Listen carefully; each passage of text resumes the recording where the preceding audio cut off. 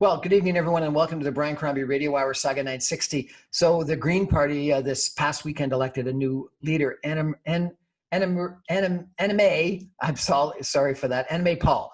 And we're going to run just after my interview with Abhijeet Manay, who is with the Green Party in Ontario. You're the deputy leader, correct, of the Green Party of Ontario?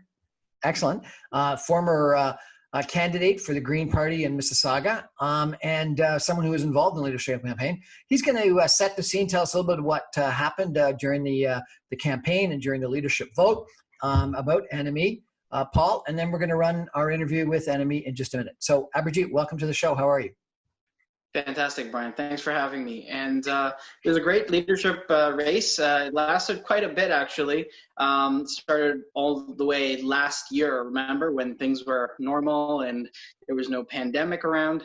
And so when the pandemic struck, it definitely caused a bit of a snafu in terms of how do you campaign, right, during a pandemic. And so most of it went online. But the results came out on October 3rd, on Saturday, and Enemy was declared the winner there with approximately 12,000 votes.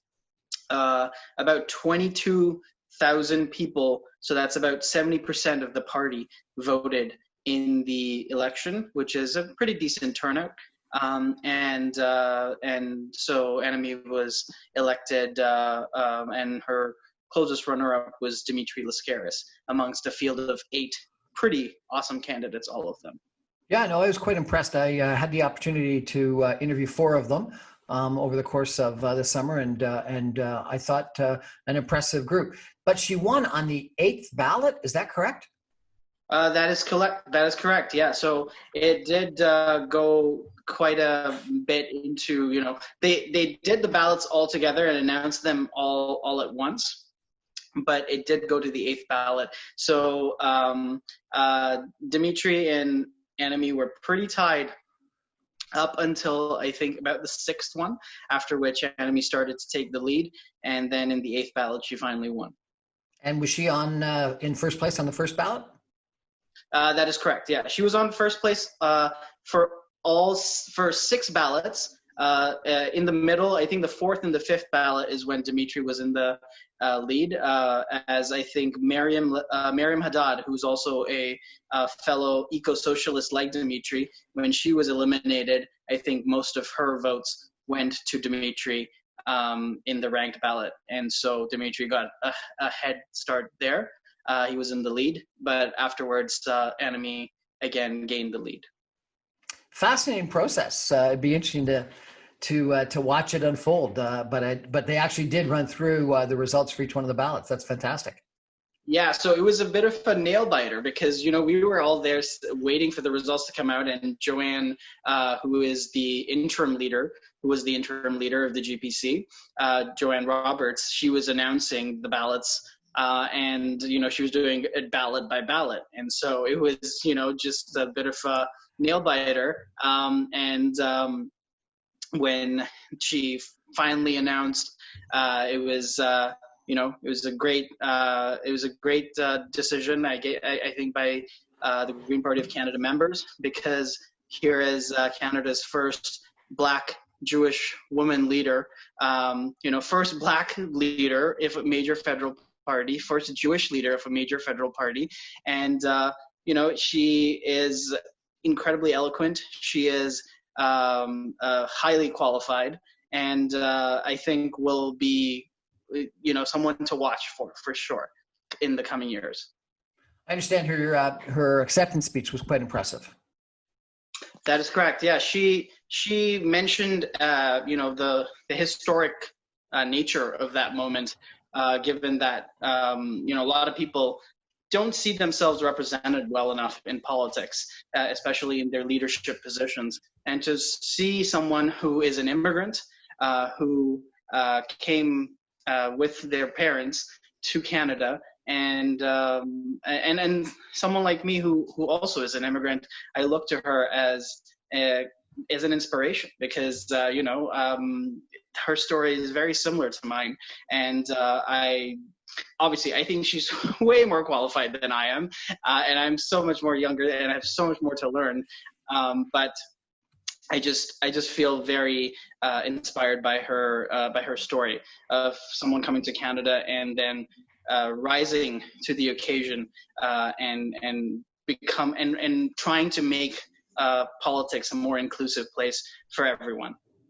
We're chatting tonight with Abhijeet Manay. He is the deputy leader of the Green Party of Ontario, and he's telling us a little about Annamie Paul, who is the victor of the Green Party of Canada leadership this past week. And we're going to do an interview with her in just a couple of minutes, but we're going to take a break and come back more with Abhijeet in just a minute. Stay with us.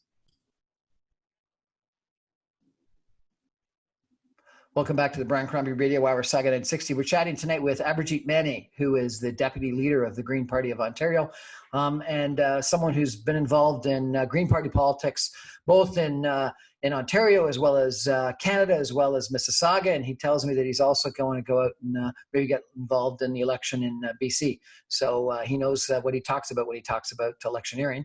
And we're going to introduce you to Annamie Paul in just about 15 minutes, who is the newly elected leader of the Green Party of Canada. So Abhijeet, she's going to run in an election, in a by-election in Toronto Centre, a Liberal stronghold for, I don't know, over 20 years. What do you think your chances are? Yeah, I mean, it is the Liberal stronghold, right? Like, it is absolutely something that is kind of taken for granted in Liberal circles. But I think she has a good chance because she, is from that riding. She was born there. Her mother worked in a hospital over there. Her aunt worked in that riding, so she has deep roots in the riding. And she also ran in the riding in the last election in 2019, and brought almost triple the vote of the Green Party. So and now that she has much more. Like, the media is essentially focused on that story, and she can garner much more presence. I think that will definitely help her chances in the riding. Of course, it is also unfortunate that the NDP isn't stepping down and giving her the leader's courtesy, as it's called, when a newly elected leader runs in a by-election. So what happened in Burnaby with Mr. Singh, Mr. Jagmeet Singh, is that the Greens didn't run a candidate against him in Burnaby South, which is called a leader's courtesy. You allow the leader to run unopposed in order for them to represent their party in the House of Commons. And so the NDP not reciprocating that is kind of unfortunate, but that's completely okay. We will, run in a fair, democratic way, and hopefully Annamie gets elected to the House of Commons as early as October 26th. But even if she isn't, there are many other opportunities for her to do so. There's a myriad of ridings where she can run and win. So this is just, I think, sort of a warning shot against the bow, because she wants to increase her profile in Canadian politics, and this would be a fantastic way of doing so. So the by-election is in Toronto Centre, Rosedale, I think is the name of the riding. Bill Morneau. Bill Morneau resigned in a little bit of a controversy because of the WE controversy. Do you think that will assist her in electing? Many people were very disappointed with both his actions as well as the Prime Minister's actions in regards to the WE controversy. Absolutely. I think that will definitely be in our favor, because Annamie ran against Mr. Morneau in the last election, and she pointed out, the immense amount of privilege that surrounds Mr. Morneau and Liberal circles. And so what that means is that I don't think, like, we've talked about this, I'm sure, people have heard about this story for a while.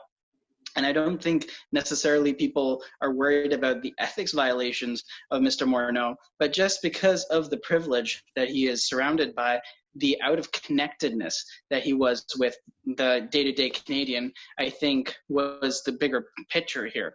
And so Annamie, someone who has grown in this riding, who knows the pulse of that riding, I think would be a much better candidate. Not to mention the current Liberal candidate was also parachuted into that riding without any fair a process of having a democratic, election about within the party for that riding. So again, those kinds of undemocratic processes don't necessarily help the Liberal brand, and I think definitely will help Annemiek's chances. Why do you think she won rather than, lots of people thought Glenn Murray had a great chance and quite a large name across Canada? I mean, to be completely honest, I think it comes down to two things. One is that she is a aspirational and inspirational human being who can, inspire her own team, but also other fellow Greens. I think with another part was also just her organization. Her team was on the ground, on the ball. They had the highest donations, they had good outreach, and they were able to go ahead and meet with Greens across the country in an organized manner. Glenn's team had that as well, but I think what might have hurt Glenn is the fact that he didn't have deep roots within the party. Annemiek's fairly new to the party as well, but at least she had run as a candidate in the last election. And I think because Glenn didn't have that, it might have hurt his chances. David Murner was another strong candidate as well, who was a former Liberal, but he also had run and come very close to winning in BC in the 2019 election. But unfortunately, even he couldn't organize as well. I think the key to Annemiek's win definitely was Ontario, because as Ontario's portion of the Green Party membership grew, I think definitely might have pushed Annemiek over to the win. What do you think her major policy planks will be? The Green Party is known, as obviously green, environmentalist. What else is she going to stand for? Yeah, I mean, she outlined her vision during the victory speech and in subsequent media interviews, and a heavy emphasis on universal health care, which includes universal pharmacare. And as well as a guaranteed livable income would be two big policy issues that she wants to introduce, which have always been Green Party of Canada policies. But she also wants to create a more inclusive political system, which means that she wants to outreach to communities and different communities across the country who normally don't see themselves reflected in Canadian politics, and welcome them within the Green Party and thereby grow the party. So these are the three things I think that she's focusing on right now. And I think they have great promise. Do you think we're going to have an election coming up soon, other than the by-election, obviously? Will the Green Party vote for the throne speech? Will they vote against or for a fiscal update? So currently, I think Annemiek just announced yesterday that unless the throne speech has strict measures of better climate action plans, whether it has a guaranteed livable income, and unless it has a better universal pharmacare guarantees, the Greens won't be voting for the throne speech. As for the election, I believe there is a chance that there might be one coming in the fall. We don't know, but I guess the vagaries of a minority government makes you, keep you on your toes, essentially. And so you have to stay prepared for any eventualities. So we're planning for it, but at the same time, I sincerely hope that the Trudeau Liberals don't trigger an election. And I think with the NDP making, an understanding with them, I don't think there might be an election very soon. But again, we don't know.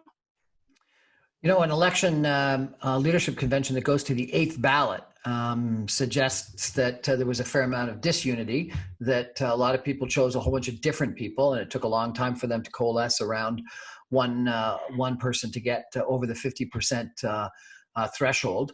Do you think she'll be able to bring the party together? Yeah, so the Greens have always been a big tent party. That's how Elizabeth shaped it, as even the motto was not not left, not right, but forward. And so I think the fact that we have such a diversity of opinions is essentially a strength, because it means that we have different people with different views giving solutions to the same problem, which means that we have a diversity of solutions as well. So if you look at the policy plank, which is a complete mix of different political of the different parts of the political spectrum, it reflects the diversity of the Green Party. But essentially, we are a center-left party, and the eco-socialist wing of the party came essentially second, with Dimitri Lascaris leading it. And NME did reach out to them saying that everyone is welcome in the Green Party of Canada. And because leadership does not dictate policy in the Green Party of Canada, it is dictated by grassroots members during the policy conventions. It means that those people have the ability to shape policy of the party. And so they are welcome to do that during the convention, the policy conventions. That means that those people feel empowered and don't feel disenfranchised within the party, even though their candidate is not leader. So I think that means that the party can unify under NME, and she has reached out to all parts and factions of the party. You used the term eco-socialist. What does that mean? Essentially, it's someone who is sort of, I suppose, identifies with Alexandria Ocasio-Cortez or Bernie Sanders down south, if you need an example, and believes in their ideals of the Green New Deal, which is something that the Green Party has always supported, but more focus on turning the economics of it to more state-owned ventures. So, for example, it would mean that the government would, for example, buy back, nationalize the oil industry, for example. That is one of the proposals that Dimitri introduced, or introducing different government buyback programs for a variety of programs. And so, essentially, turning the production and means of production towards the government more so than the private sector. That's what the eco-socialists believe in. And obviously the eco part of it is the one when it has to deal with climate action. Well, Abhijeet, thank you so much for setting the scene in regards to the election. I'm now going to, after the break, introduce you to NME Paul. This is an interview that I did with her prior to her victory, but I think it's still very relevant because it talks a lot about her policies and her ideas and why she thought she would be a very good Green leader. I'm reaching out to her to hopefully interview her again now that she is the leader, but I think you'll find this interview quite interesting. Just before we go to break, though, I want to tell you a few things about NME Paul. She is, as Abhijeet mentioned, the daughter of immigrants. Her family came from the Caribbean in the 1960s, but she was born and raised in Toronto Centre, the riding that she's going to be running in. She stands for both diversity and the environment, and one of the things that impressed me in my interview with her, which hopefully you'll hear coming up, is that while she was very strong in regards to the historic Green Party environmental policy plank, she was also extremely strong in regards to diversity for obvious reasons. As Abhijeet mentioned, she's the first Black leader of a major political party, and she's the first Jewish leader of a major political party.